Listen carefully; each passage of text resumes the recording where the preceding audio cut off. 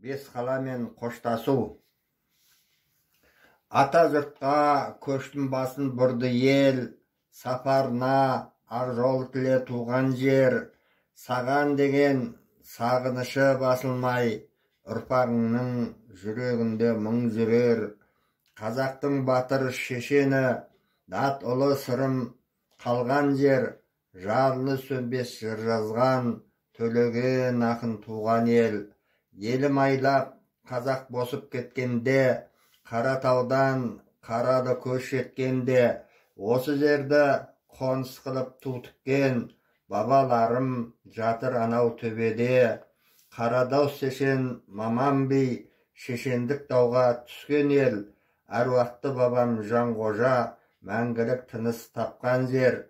Бізден де қалып барасын, Бөршінің тауы маржан көл. Содан бері ғасырлармен жыл өтті, сол қазақтар Бесқаланы түлетті.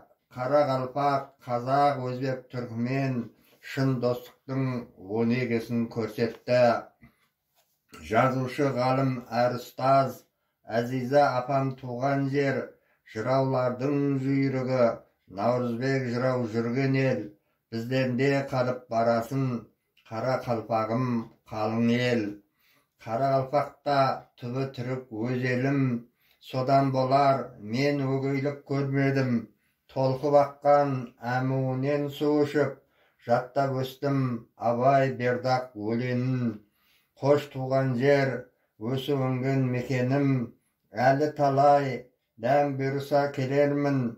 Жылдар өтіп, жусан исін сағынсам, бейбарыс бабам секілді далаңды жаяу кезермін.